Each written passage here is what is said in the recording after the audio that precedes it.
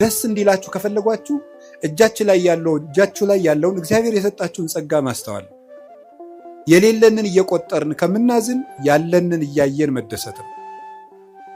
ደስታ ከውጭ አይመጣም፣ ከህሊናችን ነው የሚመጣው።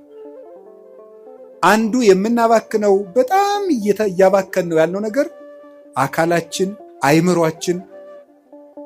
እሱም በሌላ ጊዜ ትማሩታላችሁ። እንዴት አድርገን እግዚአብሔር የሰጠንን አካል እያባከን ነው እንደሆነ ትማሩታላችሁ። እኔ ግን ዛሬ መናገር የፈለግኩት ስለ ጊዜ ነው። እግዚአብሔር ጊዜ ሰጥቶናል። ጊዜ በእግዚአብሔር ዘንድ ምንድን ነው? ጊዜ ፍጡር ነው፣ እንደምታውቁት መለኪያ ነው። እግዚአብሔር ያለ ጊዜ ነው የኖረው። ዘመን ሳይፈጠር እግዚአብሔር ነበረ። ጊዜ ፍጡር ነው። በቤተ ክርስቲያን አስተምሮ የመጀመሪያ ሰዓት ትባላለች። ቁጥር የተጀመረው መጋቢት 29 ቀን ነው። መጋቢት 29 እና መጋቢት 30 ሚያዝያ 1 በሊቃውንት አነጋገር ዕለተ ጠቢባን ይባላሉ። ጠቢባን ሥላሴ አንድ ሳይሉ 29 ብለው ስለጀመሩ ነው። እንዲህ ያለው ነገር ለማያምን ሰው አይረዳም። ቅዱስ ጳውሎስ አንደኛ ቆሮንቶስ ምዕራፍ 2 ላይ ሲናገር መንፈሳዊ ነገር ለስጋዊ ሰው ሞኝነት ይመስለዋል ይላል። በስጋዊ አይን አይመረመርምና ለብእሲሰ መንፈሳዊ ሁሉ ይተሐሰሶ፣ መንፈሳዊ ሰው ግን ሁሉን ይመረምራል። ወሎቱስ አልቦ ዘይተሐሰሶ፣ እርሱም ግን የሚመረምረው የለም ይላል። እና ስጋዊ ነገር ያለው ሰው አንድ ሳይባል 29 የማይመስል ነገር ነው ይላል። ሃይማኖት ምንጊዜም ለስጋ የማይመስል ነገር ነው። የምናወጋው የመንፈስ ነገር ስለሆነ የመንፈስ ነገር በስጋ ነገር ሊለካ አይቻልም። መቼስ አሁን ነፋስን በሜትር አንለካው።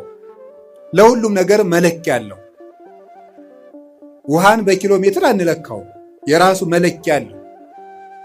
ለራሱ ነገር ለሁሉም ነገር መለኪያ አለው። ከፍታም መለኪያ አለው፣ ዝቅታም መለኪያ አለው፣ ረቂቅ ነገር መለኪያ አለው፣ ፈሳሽ ነገር መለኪያ አለው፣ ጠጣርም መለኪያ አለው። እንዲሁ መንፈሳዊ ነገርም የራሱ መለኪያ አለው። ውሃውን በሜትር ጤፉን ደግሞ በሊትር መቼስ ልለካው አይባል፣ መለኪያ አለው። የነፍስም ነገር የራሱ መለኪያ የራሱ ዩኒት ስታንዳርድ አለው።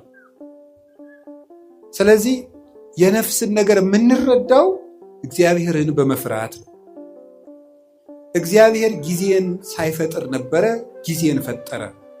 የመጀመሪያዋ ሰዓት መጋቢት 29 ቀን ፈጠረ። ጊዜ በጊዜ ምን እንደተደረገ አስተውሉ። በጊዜ ከተደረጉ ነገሮች አንዱ እግዚአብሔር በጊዜ ይሄንን ዓለም ፈጥሮታል። ይሄንን ዓለም ፈጠረ። 7 ዕለታትን ፈጠረና አቆመ። 7 ዕለታት በዕብራውያን አነጋገር 7 ቁጥር ፍጹም ቁጥር ተደርጎ ይነገራል። መጽሐፍ ቅዱስ ሲተረጎም ማወቅ ካለብን ነገሮች አንዱ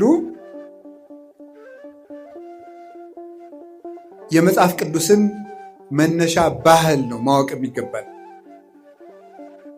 የመጽሐፍ ቅዱስን መነሻ ባህል ስናውቅ መጽሐፍ ቅዱስን መረዳት እንችላለን። ስለዚህ